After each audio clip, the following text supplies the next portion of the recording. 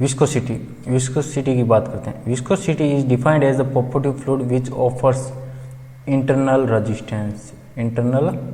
Resistance to the movement of one layer of fluid over another adjacent layer of fluid. जब अपने fluid की बात करते हैं, फ्लूइड में क्या होता है, वाटर को अपने ये मान के चल रहे हैं कि वो लेयर में फ्लो होते हैं, तो एक दूसरे जो लेयर होते हैं उनकी वेलोसिटी अलग अलग होगी, क्योंकि वो उनकी रिलेटिव वेलोसिटी की वजह से इंटरनल अपने रेजिस्टेंस क्रिएट होगा, जिसकी वजह से शीयर स्ट्रेस डेवलप होगा।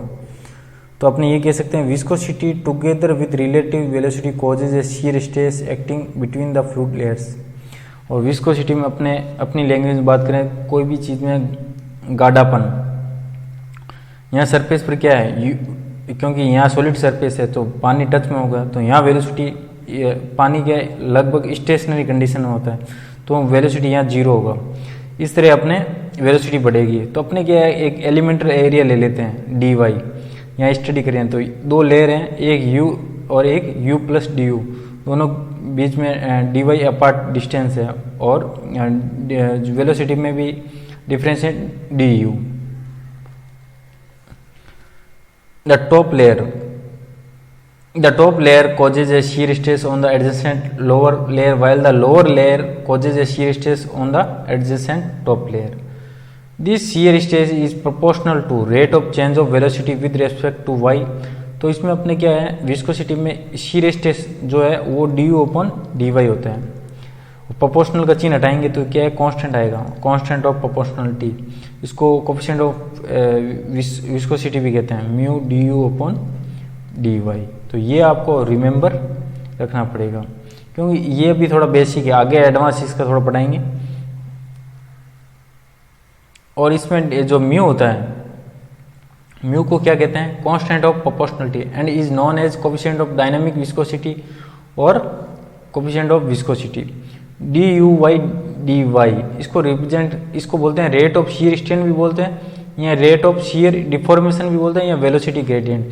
फिलहाल अभी मैं इसको वेलोसिटी ग्रेडियंट बोल रहा हूँ, आगे इसको अपने rate of shear strain, rate of shear deformation समझाएंगे। इस प्रकार viscosity is defined as the shear stress required to per unit rate of shear strain, shear strain भी बोलते हैं इसको, रेट ऑफ शीयर। अब क्या है, यूनिट ऑफ विस्कोसिटी की बात करते हैं, तो इसमें क्या होता है, mu equal two upon du upon dy। तो शीयर स्ट्रेस को अपने न्यूटन पर मीटर स्क्वायर लिख सकते हैं, और du/dy मीटर पर सेकेंड, ये वेलोसिटी हो गया और मीटर हो गया। तो ये मीटर से मीटर कट जाएगा, सेकेंड ऊपर चला जाएगा, तो सेकेंड ऊपर चला जाएगा तो newton metre square into second. तो ये यूनिट हो गई म्यू की, न्यूटन मीटर स्क्वायर सेकेंड। और न्यूटन पर मीटर स्क्वायर है, इसको क्या कहते हैं, पास्कल भी बोलते हैं। तो म्यू की यूनिट क्या हो गई, mu equal to pascal dot second, और mu equal to newton per metre square second. और ऐसा यूनिट में एस लिखते हैं, ये तो मैंने आपको समझाने के लिए लिखते हैं, पर जो सेकेंड है उसको एस लिखते हैं। अब डिटेल में विस्कोसिटी की यूनिट की बात करते हैं। देखो, तीन तरह के यूनिट अपने यूज करेंगे, MKS, CGS और SI यूनिट। ओके, तो MKS में क्या होता है कि इसकी यूनिट होती है kgf सेकेंड पर मीटर स्क्वायर, और इसमें CGS में क्या होता है, डाइन सेकेंड पर मीटर स्क्वायर, और इसमें SI यूनिट में क्या होता है, न्यूटन सेकेंड पर मीटर स्क्वायर। इसको क्या है, CGS में जो ये यूनिट होती है डाइन सेकेंड पर, इसको पॉइज बोलते हैं। डायनामिक विस्कोसिटी को क्या बोलते हैं, इसकी यूनिट को पॉइज बोलते हैं। तो एक पॉइज बराबर क्या होता है, डाइन सेकेंड पर मीटर स्क्वायर। अब इसको ऐसे यूनिट में ज़्यादातर अपने न्यूमेरिकल करते हैं, ऐसे यूनिट में। तो अगर कोई न्यूमेरिकल पॉइज लिखा हो तो ये समझ लेना CGS यूनिट दी हुई है, और डायनामिक विस्कोसिटी की बात करें तो न्यूटन क्या होता है, फोर्स इंटू एक्सीलरेशन। फोर्स क्या होता है, मास इंटू एक्सीलरेशन। तो मास को अपने केजी से रिप्रेजेंट कर सकते हैं, और एक्सीलरेशन को मीटर पर सेकेंड स्क्वायर, और सेकेंड को सेकेंड, और मीटर स्क्वायर को क्या रहने देते हैं, मीटर स्क्वायर। तो सेकेंड से सेकेंड कट जाएगा, मीटर से एक मीटर कट जाएगा, तो क्या बचेगा, KG divided by metre second. ये तो अपने ये कह सकते हैं, एक तो ये फॉर्मूला याद रखना है पॉइज का, तो फॉर्मूले तीनों याद रखना है। तो कुछ शॉर्ट में ट्रिक में जो अपने न्यूमेरिकल ऑब्जेक्टिव पूछते हैं तो यही पूछते हैं कि यूनिट के बारे में। तो अपने ये कह सकते हैं न्यूटन सेकेंड मीटर स्क्वायर किसके बराबर हो गया, केजी। इसको रिप्लेस कर सकते हैं इससे, ओके। और एक ध्यान रखने की बात है कि एक न्यूटन होता है, क्या होता है, जैसे एक केजीएफ होता है 9.81 न्यूटन, ये याद रखना। कहने का मतलब केजीएफ बड़ा होता है इतना टाइम्स न्यूटन से बड़ा होता है। और एक न्यूटन होता है 10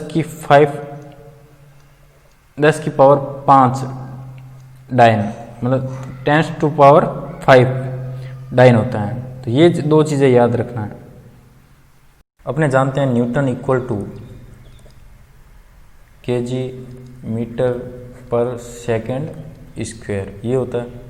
और सिमिलरली अपने क्या करेंगे, डाइन सिमिलरली क्या करेंगे, ऐसे लिख सकते हैं, क्योंकि डाइन क्या है, सीजीएस यूनिट है फोर्स की, तो ग्राम सेंटीमीटर पर second square.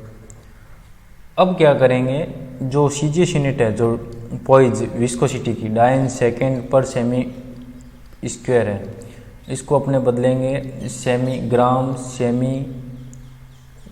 Semi second square सेमी स्क्वायर। तो सेकेंड से सेकेंड कट जाएगा, सेमी से सेमी कट जाएगा, तो क्या आएगा दोस्तों, ग्राम सेमी सेकेंड। कहने का मतलब डाइन सेकेंड सेमी स्क्वायर किसके बराबर आ जाएगा, ग्राम सेमी सेकेंड। तो आप अगर आपको पेपर में लिखा हो ग्राम सेमी डॉट सेकेंड, तो वो भी क्या है, पॉइज होता है, मतलब पॉइज है यूनिट। तो इस तरह अपने लिख सकते हैं कि ये भी लिखा हुआ सकता है न्यूमेरिकल में, ये भी लिखा हुआ था, दोनों ये सेम है, मोर और दोनों बोथ आर सेम। अब अपने एक न्यूटन इक्वल टू अपने जानते हैं क्या होता है, 10⁵ डाइन। अब ये आया कैसे, देखो दोस्तों, एक newton equal to KG metre second square होता है, यही होता है।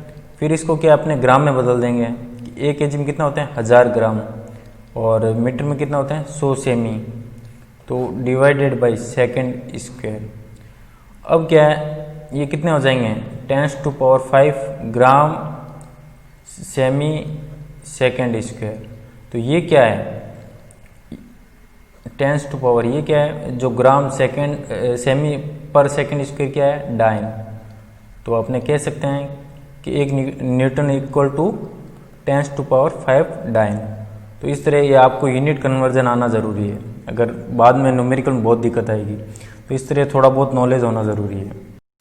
अब अपने ऐसे यूनिट को किस में बदलेंगे, कन्वर्ज करेंगे सीजीएस यूनिट में। तो ऐसे यूनिट क्या होती है, विस्कोसिटी, न्यूटन सेकेंड पर मीटर स्क्वायर। तो एक न्यूटन बराबर कितना होता है, 10⁵ डाइन, सेकेंड ऐसा ही में होता है। और मीटर स्क्वायर को सीजीएस में बदलेंगे तो सेमी में बदलेंगे, तो 1 मीटर बराबर 100 सेमी, तो घात पावर 2 है, तो 100 × 100 सेमी स्क्वायर। तो ये 100 ये कट जाएगा, तो यहाँ कितना बचेगा, 10 ओनली। तो यहाँ क्या बचेगा, 10 डाइन सेकेंड पर सेमी स्क्वायर। तो ये क्या है, पॉइज, 10 पॉइज। तो एक ऐसा यूनिट क्या होता है, न्यूटन सेकेंड पर मीटर स्क्वायर कितने बराबर होता है, 10 पॉइज के। और एक और यूनिट है अपने को पता है एसआई में विस्कोसिटी की, केजी मीटर पर सेकेंड। तो न्यूमेरिकल में ये दे दे चाहे ये दे दे, तो वो किसके बराबर होता है, 10 पॉइज। और 1 पॉइज की आपको वैल्यू निकालनी है, तो क्या करेंगे, 10 का डिवाइडेशन कर देंगे ऐसे यूनिट में। तो ये आपको पता होना चाहिए।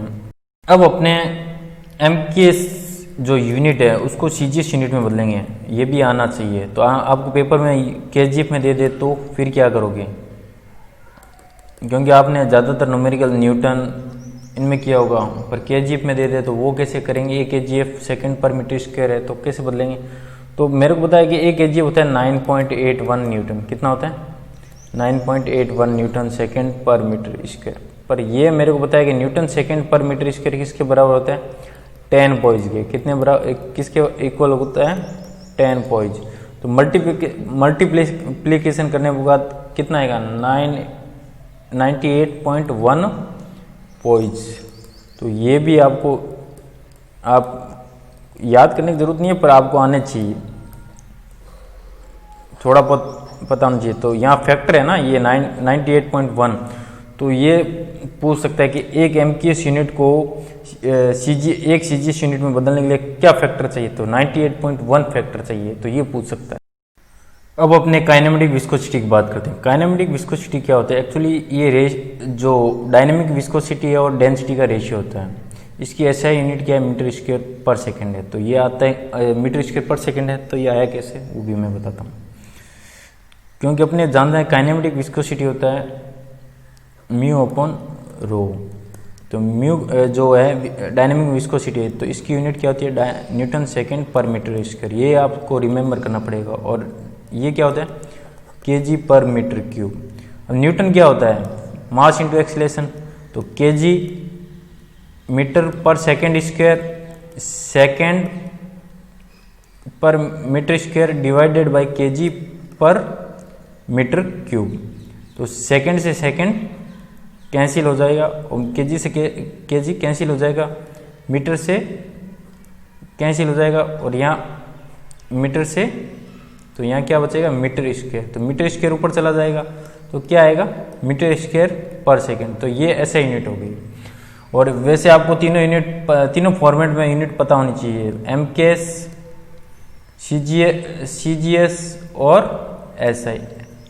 एमकेएस में क्या होता है एमकेएस यूनिट है इसकी मीटर स्क्वायर पर सेकंड, और सीजीएस यूनिट होती है सेमी स्क्वायर पर सेकंड, और एसआई यूनिट क्या है मीटर स्क्वायर पर सेकंड।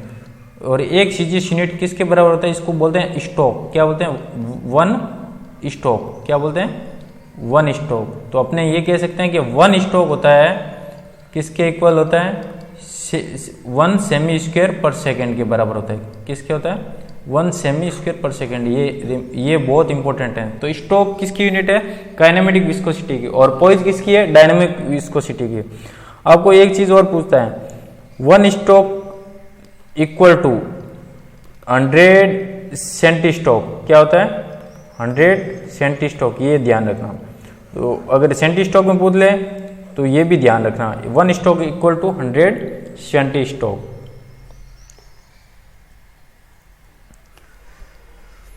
तो ऐसे यूनिट मीटर स्क्वायर पर सेकेंड, सीजीएस सेमी स्क्वायर पर second, 1 stoke equal to 10⁻⁴ metre square पर second. Thermal diffusivity and molecular diffusivity have the same dimension. आपको ऑब्जेक्टिव में क्वेश्चन पूछते हैं कि किससे इसकी यूनिट किससे सिमिलर है। तो thermal diffusivity, molecular diffusivity, therefore by analogy the kinematic viscosity is also referred to as momentum diffusivity of fluid, the ability of fluid to transport momentum.